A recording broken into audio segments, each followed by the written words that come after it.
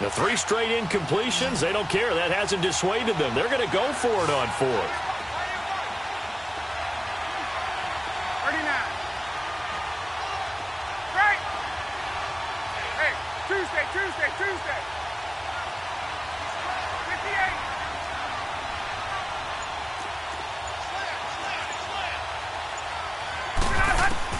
They're indeed going for it as they look to throw. Flushed out right. Looking downfield, and that's caught right side. He's got his man. And he'll be out of bounds, but able to get it up past the 45. Not often do 4th down conversions result in 23 yards, but that's the case here. First down. A couple of first downs on the drive already, as they'll go from the 47 now on first down.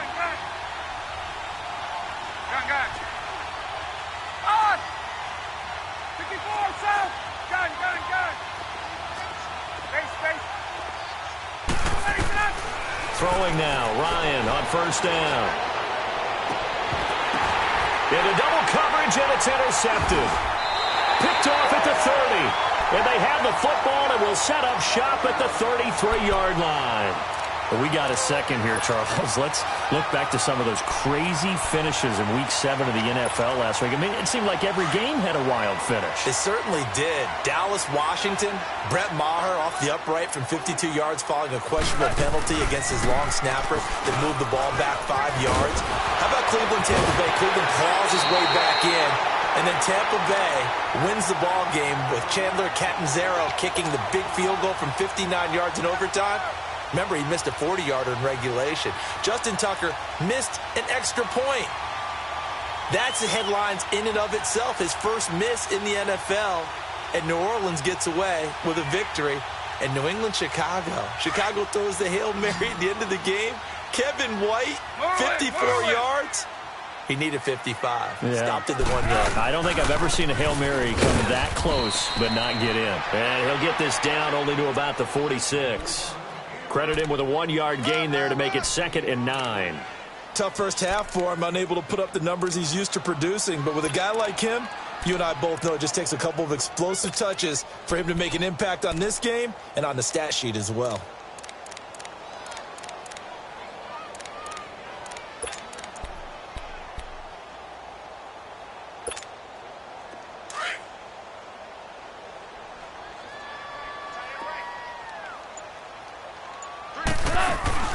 They go play action with Gurley. Now Goff.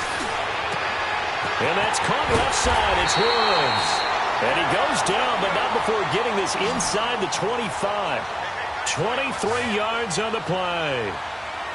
I know we just saw a nice throwing catch, but how about the big guys up front buying that time? Yeah, that's exactly what they did. They created time and allowed the space to happen, and it turned into a really nice play. And a flag comes in as that one falls incomplete. Well, let's see who this is on. Following the penalty, it's 1st and 5, and you got to think offensively, all kinds of options.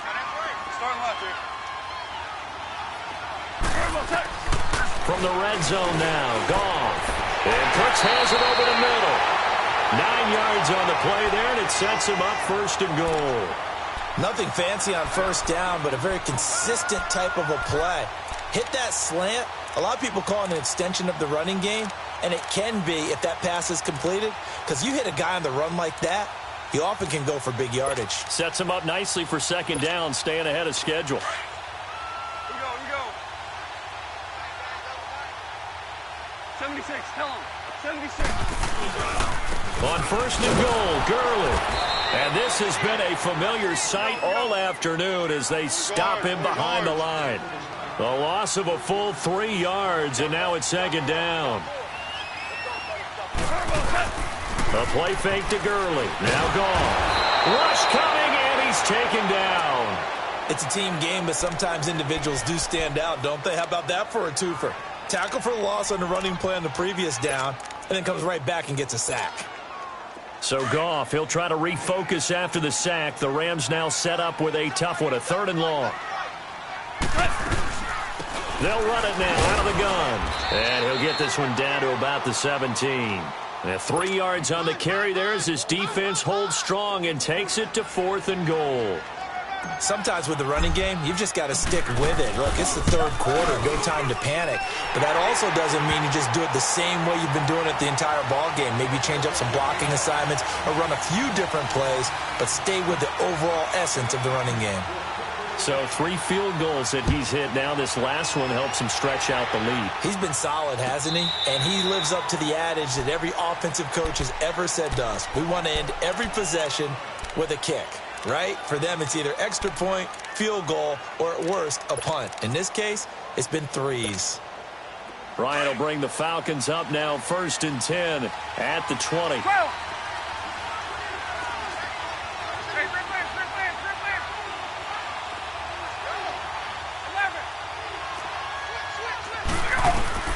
They go back to the air here after the INT on the last drive. And he can't escape the pressure. Ryan goes down. Michael Brockers in there to get him for a loss of 5.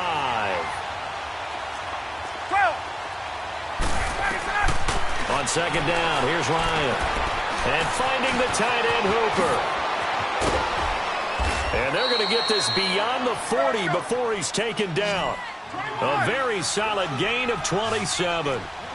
But when you hit him on the move like that, and he's able to get into open field with a full head of steam, oh, boy, it's going to be tough to get him down. Yeah, there was a big window. They're lucky they did get him down.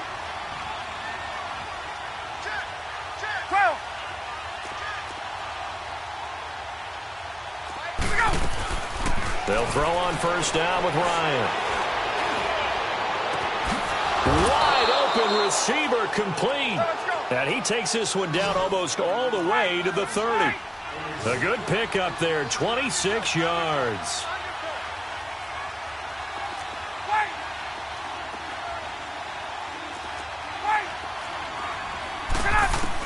On 1st and 10, Ryan. He couldn't quite hold it. Got hit. Ball pops out, incomplete. We have not seen a whole lot of wide-open receivers. Everything seemingly has been contested. And that's another nice job there to force an incompletion. They've been very cohesive, knowing each other's moves all game long, and they've been on the spot just about every time. And they've held them in check on the scoreboard.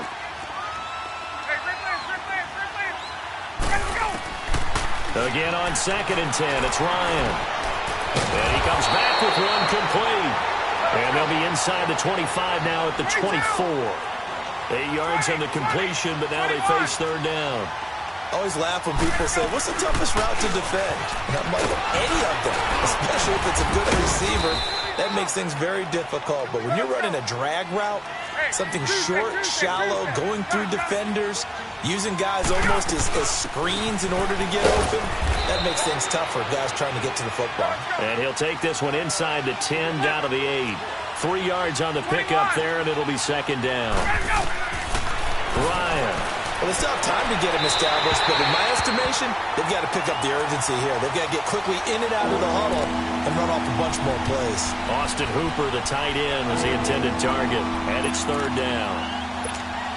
Hey, let's go! 21! Gun. Get up! Go!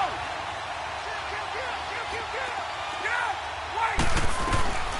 Out of the gun, it's Ryan.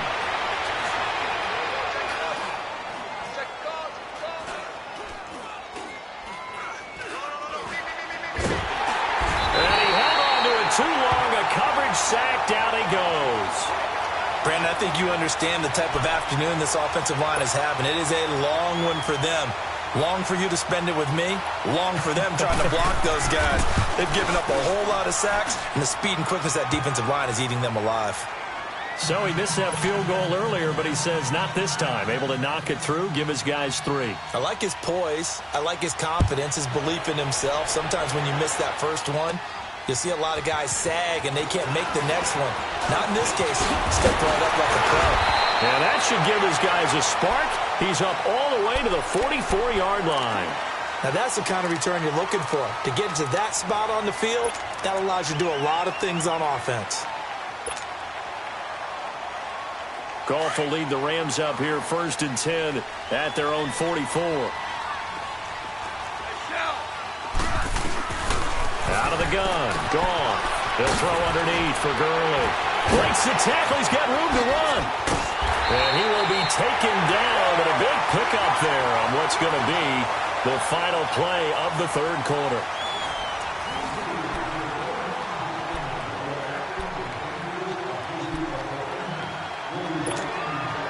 So the big play gets him all the way down to the outskirts of the red zone here for 1st and 10. 11, 12, 12. Now a first down throw. Gone. Throw left side complete. It's Woods. And he'll be brought down at the 21, just shy of the 20 in the red zone.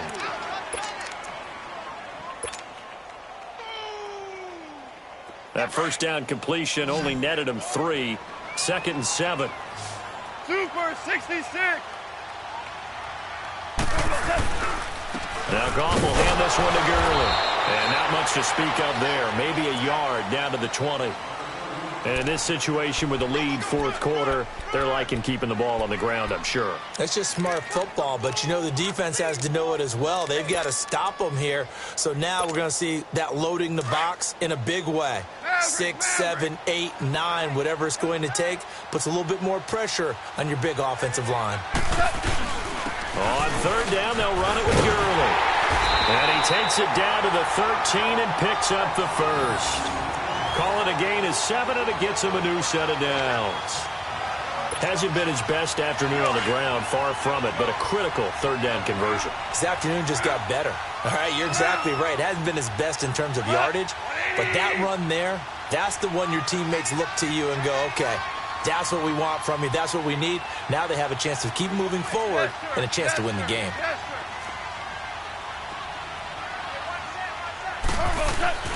Now Goff on 1st down. Dumps it off to Gurley.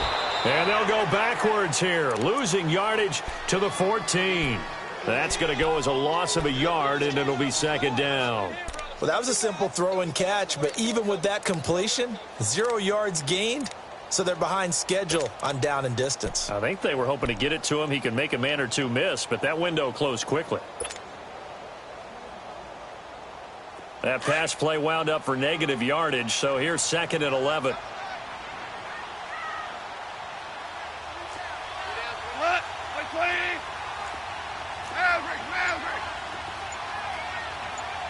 Starting left here.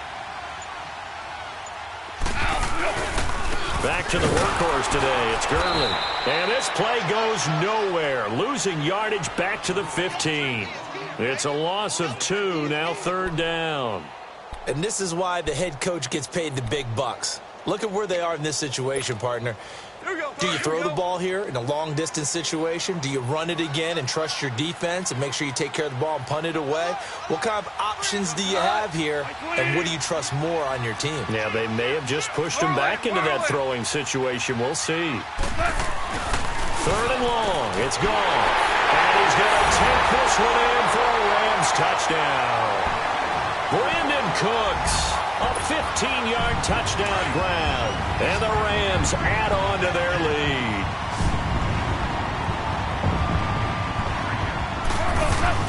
A shotgun snap for Goff, and he's got it. So the 2-point conversion is good, and they add on to their 4th quarter lead. Zerline out now to kick this one away. This will be taken to the back of the end zone. Atlanta now coming out on the field. And tough to win games if you're going field goal, field goal, field goal here. They got field goal last time. Now they'll be looking for a touchdown. They're looking for the big chunk now because, as you noted, the field goal way of doing it makes it that much harder and puts more pressure on every possession for you now. Go ahead and get 6 and feel a lot more comfortable about the position they're in. Bigger chunks. We'll see if they can get the score. Now Ryan on 1st down. He's going to loft one deep left side here. And he's going to be intercepted a 3rd time. Picked off by Sam Shields. And his guys will take over at the 25-yard line. Partner, we always talk about possessions being at a premium in these games. And now in this situation, throwing an interception here when you have to claw your way back in, that one's going to hurt and in a big way.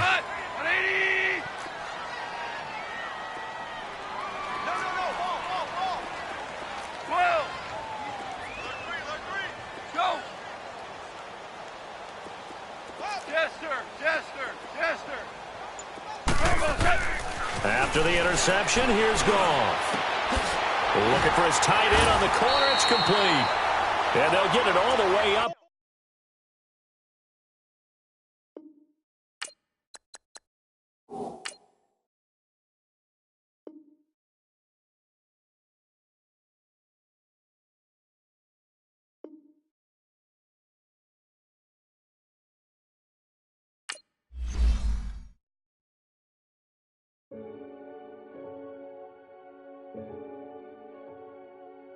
Renegade.